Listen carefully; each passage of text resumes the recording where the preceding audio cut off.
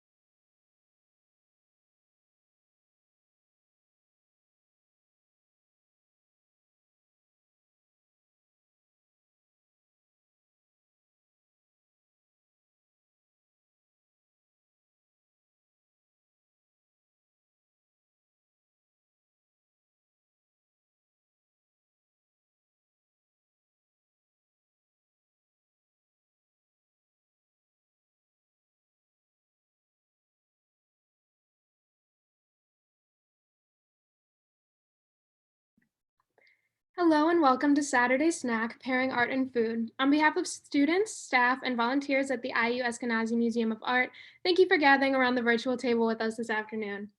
In this episode, we'll talk with Eric Schedler, lead baker and owner of the Muddy Fork Bakery, Kaylee Dance, Laura Shepper, and you, the community.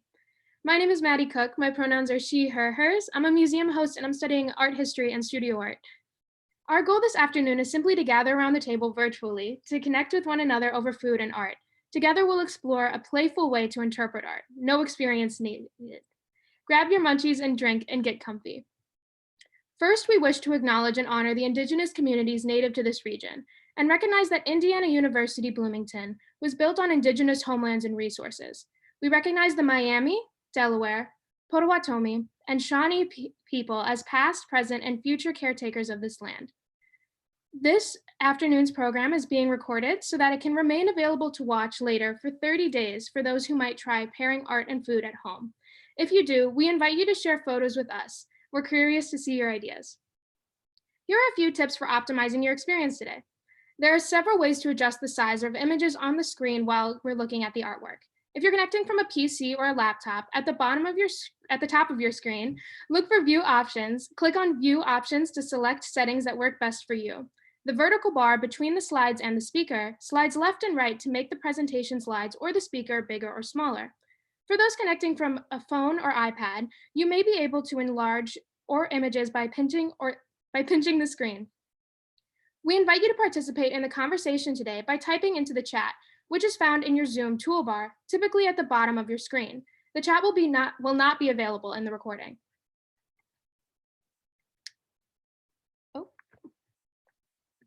Now I'd like to invite Laura and Kaylee to facilitate our food pairing experience. I'll remain available to support your experience. Hello, everybody. I'm so excited that you're all here today. Thank you for joining us. If you could go ahead and drop in the chat where you're connecting from, that would be amazing. Like Maddie said, make sure that you are responding to everybody. So it'll tell you if you are typing in the chat to just the panelists, or if you are typing to everybody. So make sure that little bar says everyone. And while we're at it, I should mention normally we do like to only utilize the chat feature during these discussions, but today we're actually going to open up that space a little more and have you guys jump into the conversation using or by unmuting yourselves. However, I would like to note that we'd like to ask you not to unmute yourself, but rather use that raise hand feature that you see, and Maddie will go ahead and unmute you so that way you can go ahead and speak. You don't have to have your video on, so if you're not comfortable doing that, that's no problem at all. But we can go ahead and get started, and I would like to introduce you all to Eric Schedler. Hello, everybody. I'm Eric. I'm the owner and lead baker at Muddy Fork Bakery. We're located just outside of Bloomington off of North Old 37. And we've been baking for about 10 years. And I'm really excited to join this conversation and bring a real food perspective to the artwork. Thanks for being here today, Eric. We're so excited to talk with you about your perspective on food pairing. I'd like to start by, beyond welcoming you, just walking through brief guidelines for anybody who's new to pairing art and food. What we'll do today is I'll facilitate a really easy conversation. We ask the same 3 questions every time we do this. And those 3 questions are grounded in what's called a thinking routine from our colleagues at Harvard Project Zero. We're going to ask what we see in the artwork, what we think, what thoughts come to mind, and then what kind of possibilities and curiosities emerge from that. When we look at artwork to pair with art, the artwork becomes like a visual menu for us. And our guidelines are that when we look at that, we are open to pairing with, it could be a beverage, it could be a food, it could be an appetizer, a dessert, a main, it could be it could be a number of different things. So we have Eric with us. We may have some idea, he's a baker that we'll be talking some baking today, but in general, just for pairing, we can go a lot of different directions. We're going to start by looking closely at today's artwork. So later I'll reveal some information about the artwork, but I'd like to start by inviting everybody just to let your eyes take a moment to linger and savor some of the details there, just to take in what you're seeing. And what I'd like to do is to start with the question, what do you see? And I'm going to invite all of us to describe what we're seeing with as much vivid detail as we can, as if we were talking to somebody who wasn't looking at the artwork with us. So I'm going to ask how we might describe this. And I'm going to, for each of these conversation questions, I'm going to ask for Eric's perspective, Kaylee's perspective, and the community as well. So if you are participating from the community, if you would like to be unmuted and verbally speak with us, if you can just hit the raise hand, we'll be able to unmute you.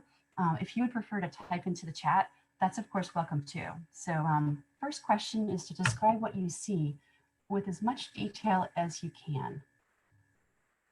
So Eric, what are you noticing here? I'm noticing all those layers, different colored layers of clay in there. That jumps out at me first. Noticing this round shape with a hole at the top, kind of wondering about what kind of use that it has. And the surface has this really crackled appearance to it. Yeah, I'm going to try to zoom in here and look. It does have a crowd. Yeah, very textured surface. Wonderful observations. Kaylee, what are you noticing? Oh, So pretty close to what Eric has already said. The first thing that I noticed was actually the texture, because I don't think I've ever seen that before. Immediately, I want to know what this piece is made out of and how it was made to kind of make that texture. I think it's really cool and very different. So too, I noticed that Tina's commenting that the surface texture reminds her of weaving. I think that's an interesting observation. It does seem highly textured, as opposed to a polished surface. It makes me want to reach out and just touch it and see what it feels like. Of course, I'm not able to do that with an image. I'm noticing the rings, like Eric was talking about, that there's many stripes or rings or layers, and they're all concentric. So rather than some being vertical or different orientations, they're all stacked. I'm just noticing one layer after another, all stacked in somewhat, it looks like an organized way, but not uniform. There's some variation within the thickness of these bands of color.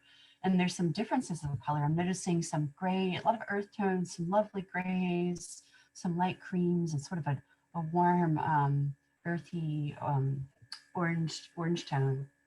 I'm curious what anybody else might notice. Let's see. Ah, it reminds Tina of a wasp nest. That's really interesting. So now that we've described the piece, and we will welcome more comments about what it looks like and what you see, the next question I'd like to ask is, based on what you're seeing here and based on your own life experience, and we all bring different life experiences to this, what kind of thoughts come to mind? And so Tina's shared a great example. It brings to mind a thought of a wasp's nest. It brings to mind a thought of weaving. What else, if anything, might come to mind just based on what you see in your own experience? So for me, it might be because I have food on the brain, but my first thought is actually like a dumpling because it kind of looks stuffed a little bit. But yeah, I might just be hungry.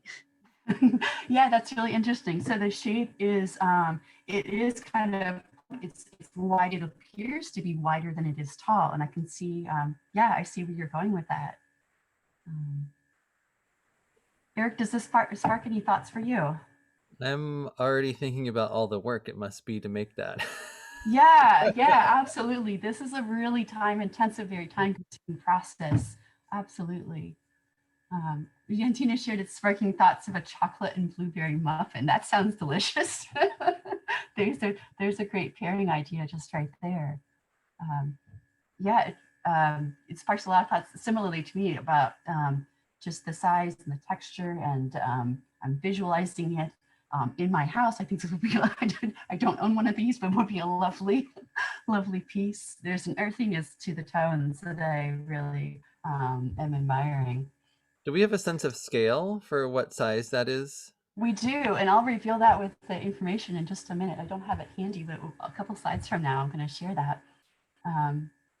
Next question would be, so now we talked a little bit about what we see, what we can observe, what thoughts come to mind. What kind of questions or curiosities might emerge when you're looking at this piece?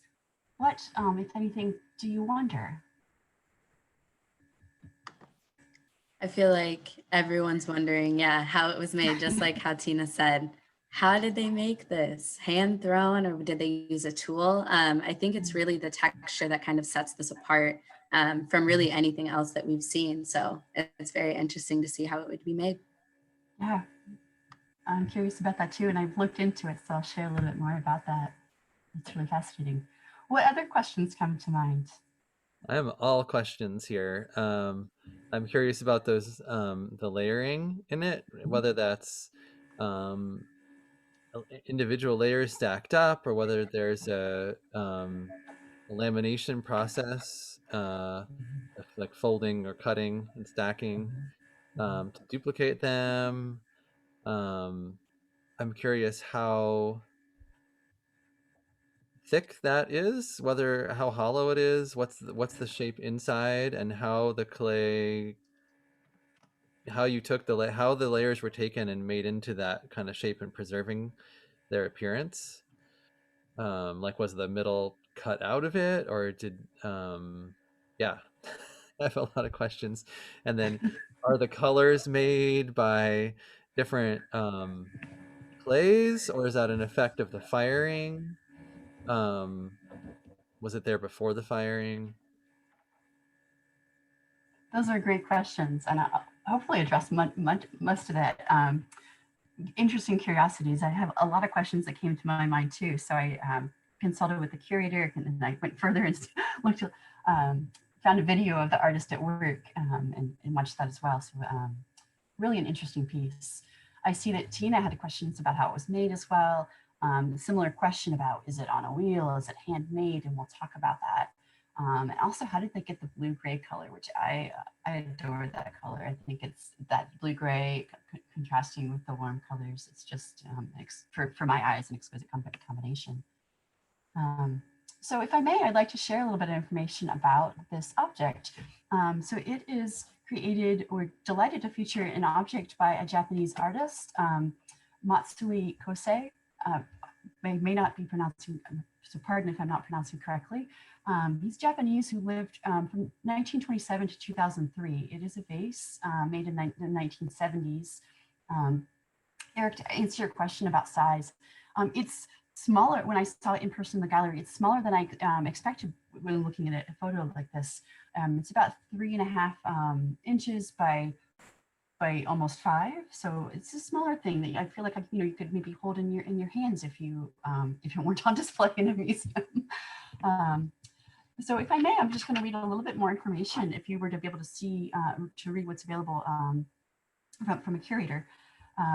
Matsui, an ordained Buddhist monk, was named a living national treasure of Japan in 1993 for his mastery of the time-consuming technique of neriagi, or the layering of different colored clays. This technique originated in China in the Tang Dynasty from 618 to 906 and was largely limited to molded pieces. Working at the kiln built in 1755 at his temple, the Geshuji, Matsui refined the technique, making it possible to create this kind of effect in wheel-thrown pottery. So among other places, his work can be seen at the Metropolitan Museum of Art, the Victoria and Albert Museum, the Chicago Art Institute, the National Museum of Modern Art Tokyo, the National Museum of Modern Art Kyoto, and here at the Eskenazi Museum of Art. We believe that this object is a flower vase for use in a tea ceremony. And like I mentioned earlier, I was so curious to learn more about neriagi. I checked with our curator of Asian art to learn more, and she shared a really helpful resource, which I'm going to ask Maddie to pop into the chat. And I'll just tell you a little bit more about that. So in Japan, there are several distinct, very specific processes for working with multiple colored clays. So yes, Eric, they are different colored clays that are layered together. The word neriagi, and it refers to this process as working with multiple clays like this in a wheel-thrown setting. So neri, I think, is to mix, and agi is to pull up. So it's a wheel-thrown piece. The other process that is similar, and sometimes there's some confusion, nerikomi means hand building with colored clays. So still combining these different clays of different colors, but then instead of putting on a wheel, so this may refer back to what a curator had written about the technique originating in China. The nerikomi, you're hand building. And so I found myself curious to even learn more beyond that. And I did find a video, which I'm not going to share now because I'm really curious to hear from Eric, but I do want to mention, and we'll provide a link to it for those who are curious afterwards to dive in and to watch a little bit more about this. I don't speak Japanese. The video is in Japanese. But I can tell you just my observations from that. First of all, the process is time consuming. And the artist does start by layering different colored clays together. And Eric, you mentioned lamination. Yes, I saw the lamination of sometimes that they're layered, they're rolled, might even cut and recombine those layers and then roll it into a larger piece. And then the combined layered clays then are brought to the wheel for a wheel-thrown piece. A piece that I watched in the video was not this specific object, but the same artist at work on a different piece. So yeah, that's a bit about the object. I'm curious to hear from our community participants first, based on what we know, what we've seen and talked, what kind of ideas come to mind for possible food or beverage pairings?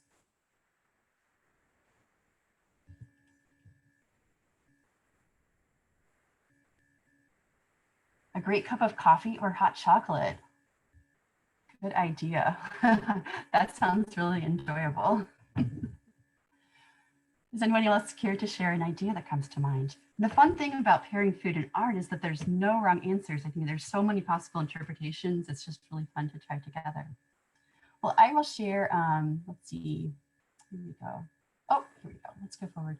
I'm going to share for my own pairing with this object. I went over to Cup and Kettle and I actually showed them that we talked about pairing art.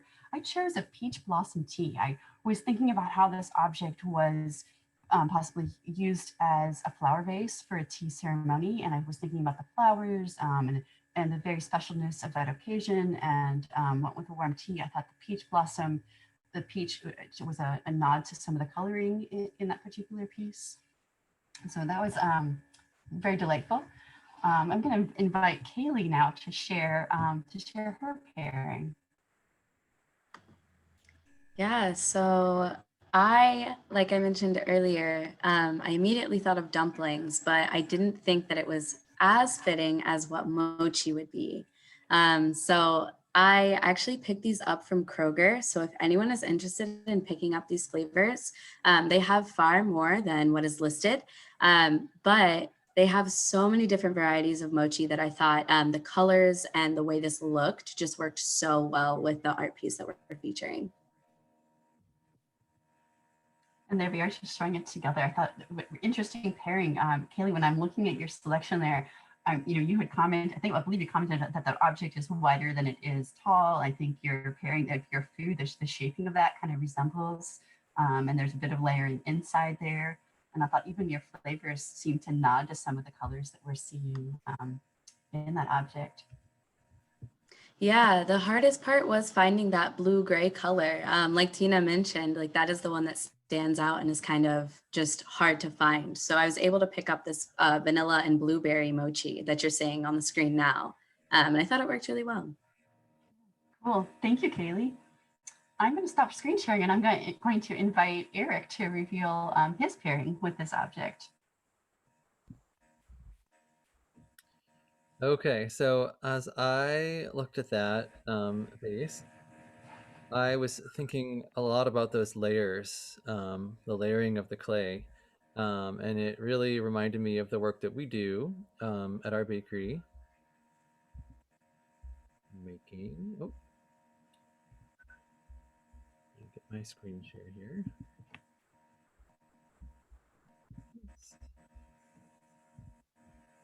There we go. We make these every week. Croissant. And they're made up of layers of dough separated by layers of butter. And I can tell you more about how that is done and how it may share some similarities in the layering process with the clay. We would love to hear that. Yeah, I think it's interesting, that whole process. And what I didn't even share was the idea of going into, then after it's on a wheel, of going into a kiln. I think there's parallels in baking and layering. Right, and this is a wood-fired piece, is that right? Yeah, right. Would you like me to go into the? Yeah, if you could share a little bit more about the process, we would be really curious to hear about that. Okay. So, let's see if I can go back to. Here we go. So, to make our croissant, we start with a 3-to-1 ratio of dough to butter. That's by weight, 3 parts dough to 1 part butter. The kind of butter you use is important.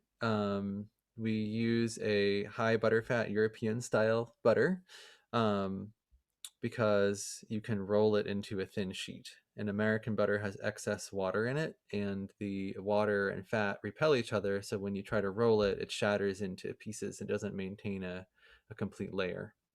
So the quality of your butter is important. And the bread dough itself has a little bit of sugar and milk in it. Otherwise, it's a basic bread dough. It doesn't have any butter or fat in the dough. It's all in the separated package of butter.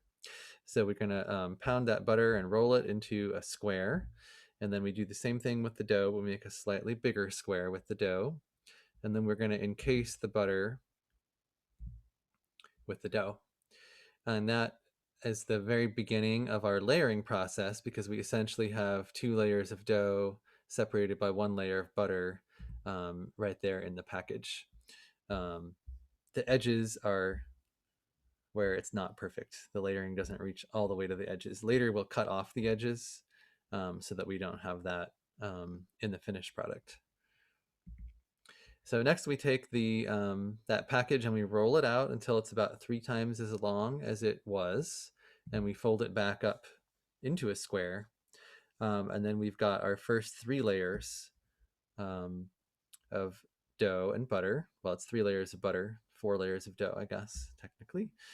And then we're going to repeat that stretching, rolling, and folding process. Each time we do it, we're going to triple the number of layers in there, so that after 3 folds, so it's less labor intensive than you might think because you have geometric growth here. 3 folds gives us 27 layers of butter and 27 layers of dough. Of course, the butter disappears eventually when it bakes, but gets absorbed into the layers of dough. So after we have created those 27 layers, the dough needs to rest because it's been stretched and stretched and stretched, and we can't stretch it anymore without a rest. So we've wrapped that dough up and we put it in a cold place to rest so that it doesn't rise too much and it doesn't get soft. You want the butter to stay cold so that the butter and the dough stay as distinct pieces in the lamination. So that goes to rest in our cooler, and a few hours later we take it back out and we roll out that dough, and then we start cutting it. We come off the edges, the border all around it, and then we cut the dough into rectangles and triangles and different shapes to make the different filled croissant that we make. So here we are making some ham and Swiss and some chocolate croissants over there. A little better look at that. Different ways that we, okay, here we go. I do have a little sequence that shows you the final rolling because we remember we put this dough away in the cooler to rest, but then it has to be stretched again before we can cut it. So slightly out of order here. That goes onto our big dough sheeter. That's what this is called. Get a little help from the rolling pin to keep the edges squared off because it will want to round, corners will want to get rounded as it goes through the dough roller. There we are, squaring it off. And we're going to run it back and forth through the machine, which in the inside of it, it has 2 steel rolling pins. So it just does the same work that a wood rolling pin does, but it's stronger than our arms. So we run it back and forth and we gradually decrease the thickness, which makes the dough get longer and longer as it goes through. Eventually gets long enough that we're ready to, and thin enough that we're ready to cut it up. And we move it from the dough roller over to our wood table to work on it. It comes with a nice rolling pin to wind the dough around. Unroll it on the table, and you can see that David has done a really good job keeping this edge straight here, which means we will have less wasted dough when we trim this down and cut it into squares and rectangles. We do throw away that strip along the outside because the layers don't reach all the way to the end.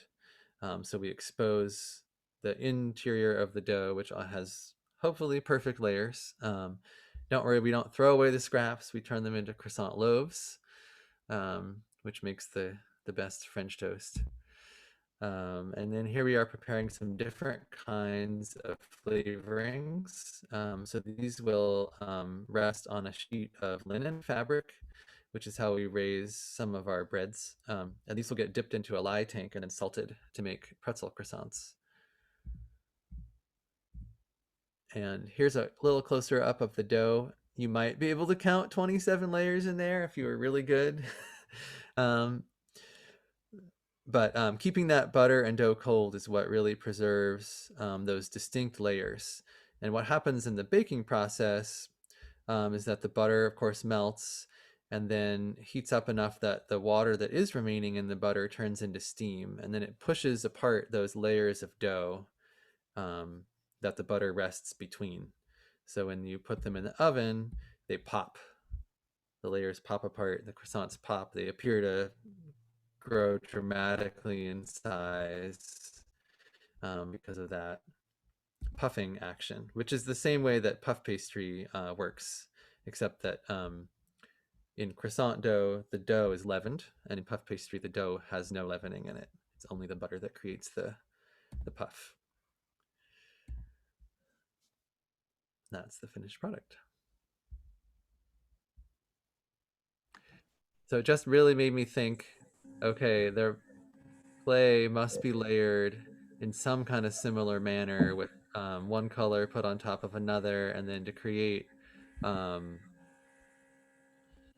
the repeating pattern over and over again, I imagine you'd roll it, either cut some off or fold it, stack it, or roll it flat again, and you repeat that process. Yes, thank you so much for sharing all your process with us. I see a lot of similarities, and I see like your interpretation of like pairing a croissant with this artwork makes so much sense to me. After having watched that short video of the artist at work, I think yes, the layering, time consuming, it's so many layers there. And you're right, in the piece that I saw him working on, yes, he did layer things and cut and reassemble, and then the rolling pin, much like you would use. I'm seeing a question. Oh yeah, and I think you've answered it there. The meaning of the word is crescent. Yes, referring to the shape. So, yeah, so thanks again. That was really delightful and so insightful, I think, to see how that process and the similarities there to the artwork. I'm going to screen share again. I'm going to invite everybody to see the artwork in person. If you're interested, the museum has reopened to the public on a self-guided basis, Thursdays to Sundays. And from here, I'm going to invite Maddie back on to share some comments with us. Thank you, Eric, Kaylee, and everyone who came this afternoon. It was a really great conversation, very interesting. So as Laura said, we invite you to see today's featured artwork and other works in the Arts and of Asia collection in person. The museum is open Thursdays, Fridays, and Sundays from noon to 5 p.m. and Saturdays from noon to 7 p.m. We are grateful to the East Asian Studies Center for supporting educational programs that connect us with communities with art from East Asian cultures. This program and everything at the Eskenazi Museum of Art is made possible by philanthropy. So if you've enjoyed today's program, please visit our website and make a donation, just like those before you have. Even if gifts of $5 make all the difference. Thank you so much. And before you go, how was your experience today? We appreciate your feedback to help make better experiences. We invite you to share your feedback in a quick and easy survey as you exit the webinar. And from all of us here at the Eskenazi Museum of Art, take care and have a great day. We'd like to say a special thank you to Eric Schedler of Muddy Fork Bakery for joining us on this episode. Thank you, Maddie, for hosting. Thank you, Kaylee, for co-hosting as well. Thanks again, everyone, and have a delightful day. Take care.